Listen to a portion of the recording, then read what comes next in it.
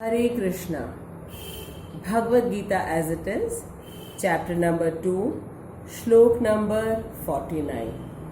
Om Agyan Timirandhasya Jnananjan Shalakaya Chakshurun Militam Yena Tasmai Shri Guruve Namaha.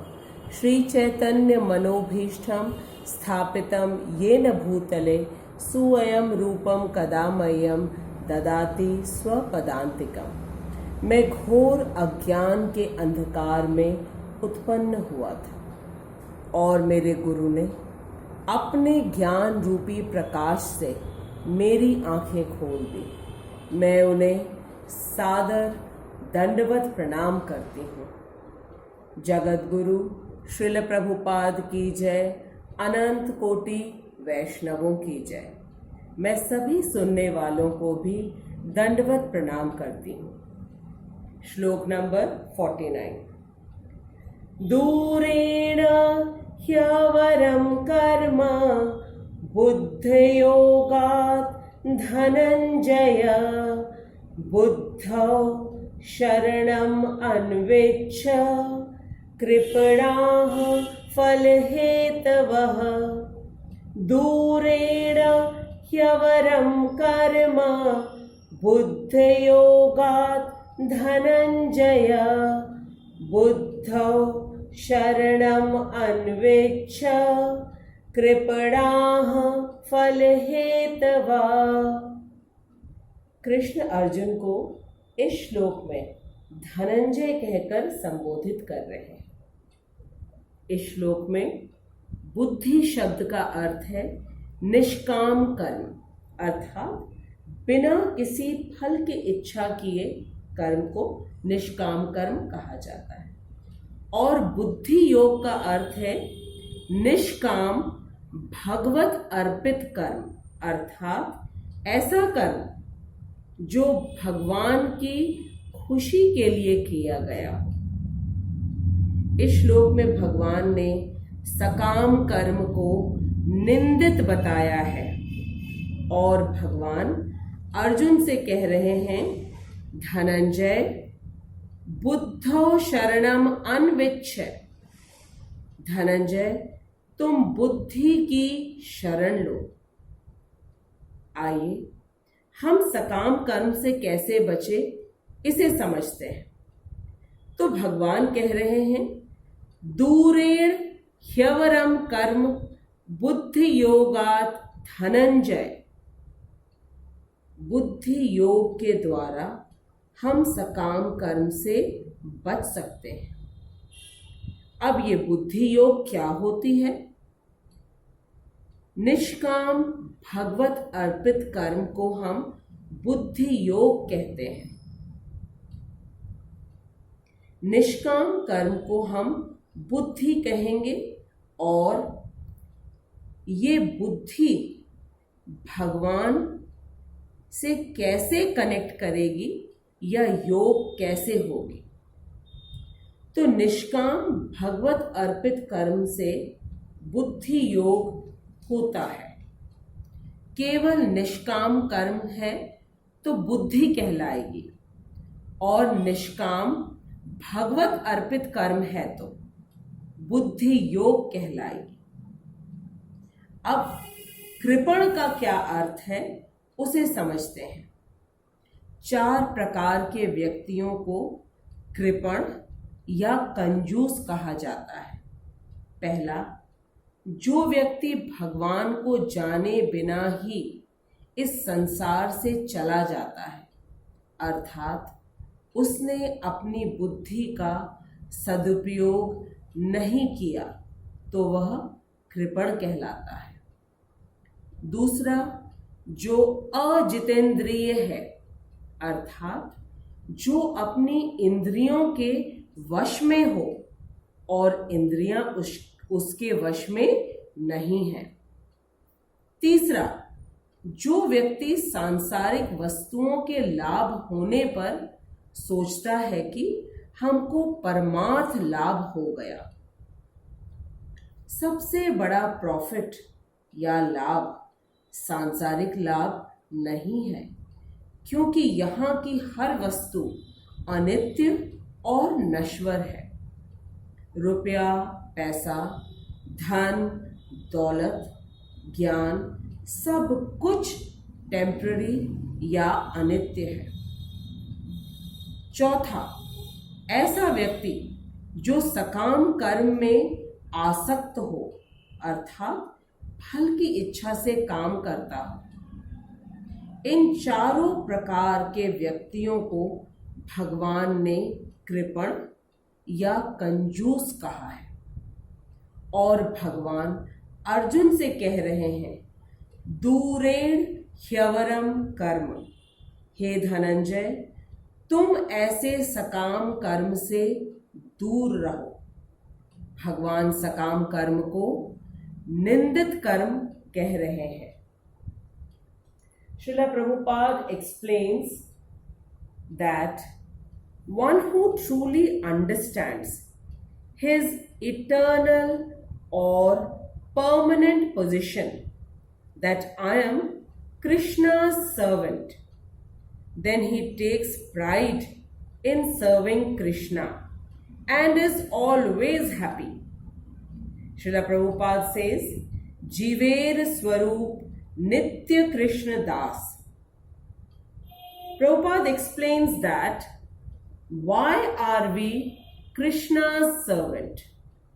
It is because Krishna is the ultimate authority and controller of everything, and we are being controlled by him in the form of his nature, which is his external energy.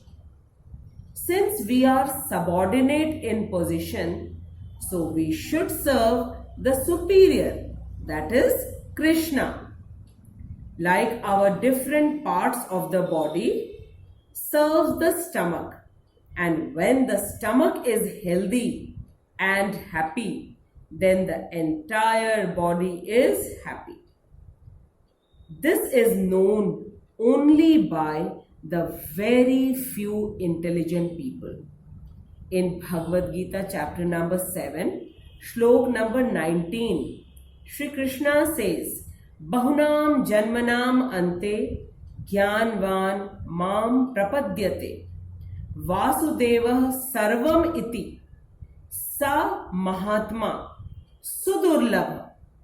Srila Prabhupada says that after many births, bahunam janmanam ante, when a person is actually wise, jnanvan mam prapadyate, he attains perfect knowledge, and that knowledge is Vasudeva Sarvam Iti, which means that Krishna is everything.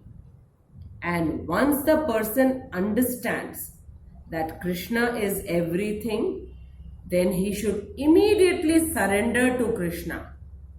But to find such a person who knows that Krishna is the ultimate authority is very rare. Sa Mahatma Sudurlabha. A person who fully surrenders to Krishna is called Mahatma, and to find such a Mahatma is Sudurlabh, which means very rare. Srila Prabhupada explains that a person who has the full knowledge that Krishna is our Supreme Father, maintainer, and the giver of everything, then he automatically feels, how can I serve Krishna? Srila Prabhupada says that all the talents, abilities, beauty is given to us by Krishna. And having this knowledge, the person becomes thankful to Krishna.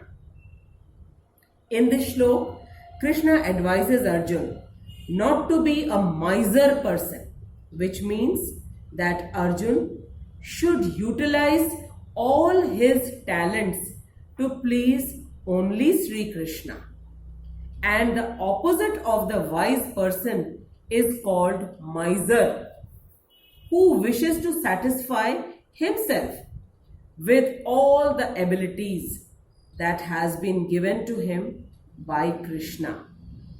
Krishna has given us varieties of talents, like some can be very good speakers, some can be writers, some can be poets, some can be good singers, some can be dancers, some can be excellent cook. So with all these talents, we should serve Sri Krishna and not our own senses. And this can be only done by Buddhi Yoga, which is also known as Bhakti Yoga. In chapter number 2, shlok number 7, Sri Krishna had rebuked Arjun by saying, Karparnya dosho pahat swabhava. Arjun, from where have you got this karparnya, which means miserliness, and in Hindi it is called kanjusi. And in this shlok, Sri Krishna clearly tells Arjun to leave his desire to enjoy the fruits of his actions. Srila Prabhupada says that only the miser people wish to enjoy the fruits of their own actions, and such people get entangled in the material bondage of repeated cycle of birth and death. And the only way to get out of this endless cycle of birth and death in 84 lakhs of species is by working for Krishna's happiness. So this shlok very clearly tells us about people who work for their own happiness are called miser or kanjus, and the people who only wish to work for Krishna's happiness are called wise people and are liberal also. A person who is miser only thinks about his own selfish interest, whereas a liberal person like Srila Prabhupada only wanted to distribute Krishna's name to everyone. In this shlok, Krishna tells Arjun not to be attached to the result of his own actions, as it is a selfish attitude, and rather do all the karma to please only Sri Krishna. And by doing so, Arjun will free himself from all kinds of tensions and worries. Bhagavad Gita is a spiritual science. Science means it has to be put to experiment. After listening to the advice of Sri Krishna, we have to ask ourselves, are we wise or miser? We have got this precious human life after 84 lakhs of births and deaths in all the other species, and this human life is only meant for Krishna Bhakti. And if we do not do Krishna Bhakti, then it will go waste, and again we will have to wait for 84 lakhs of birth and death to get a human life. We get everything only from Sri Krishna. So we should utilize our all the talents and abilities also for Sri Krishna, and this is a wise way of leading a human life. By doing Krishna Bhakti, we will certainly save ourselves from being miser. And Krishna Bhakti is so simple. How do we do it? We can do it in this way. When we see Krishna in everything and in every person, and serve everyone with whatever talents and abilities we have. It is called Krishna Bhakti.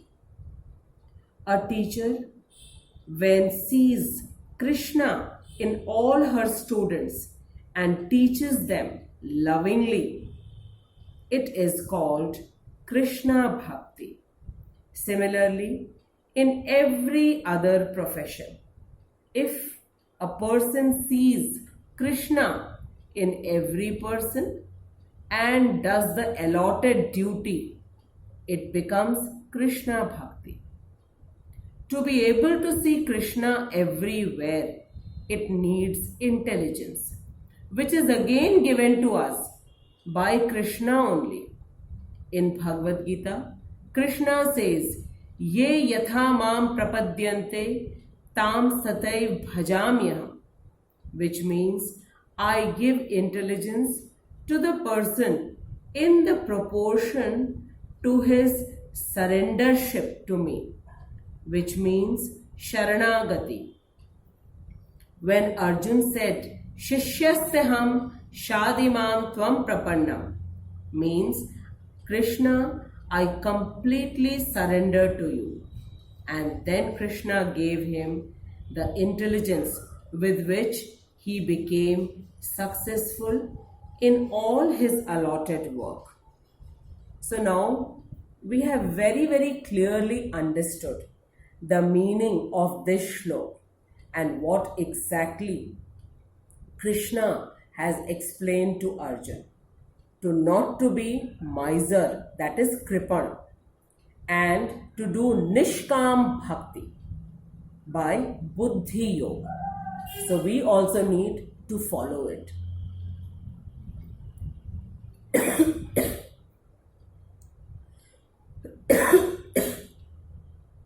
I bow down to everyone who take out time and listen to the Bhagavad Gita shloks.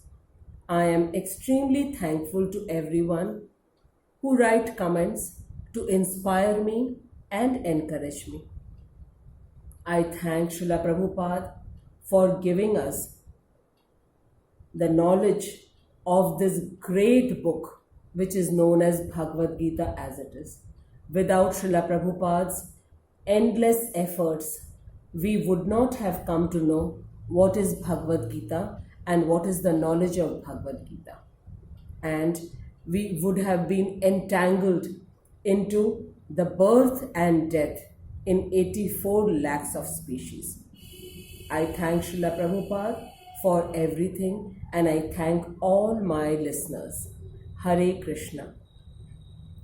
Hare Krishna, Hare Krishna, Krishna Krishna, Hare Hare, Hare Rama, Hare Rama, Rama Rama, Hare Hare, Hare Krishna, Hare Krishna, Krishna Krishna, Hare Hare, Hare Rama, Hare Rama, Rama Rama, Hare Hare, Hare Krishna, Hare Krishna, Krishna Krishna, Hare Hare, Hare Rama, Hare Rama, Rama Rama, Hare Hare, Hare Krishna, Hare Krishna, Krishna Krishna, Hare Hare, Hare Rama, Hare Rama, Rama Rama, Hare Hare. Nitai Gaur Hari Bol, Hari Bol, Hari Bol, Hari Bol. Jai Jai Prabhupada, Prabhupada, Prabhupada, Prabhupada. Nitai Gaur Hari Hari Bol. Thank you so much. Please do not forget to like my videos and do share it with others. Hare Krishna.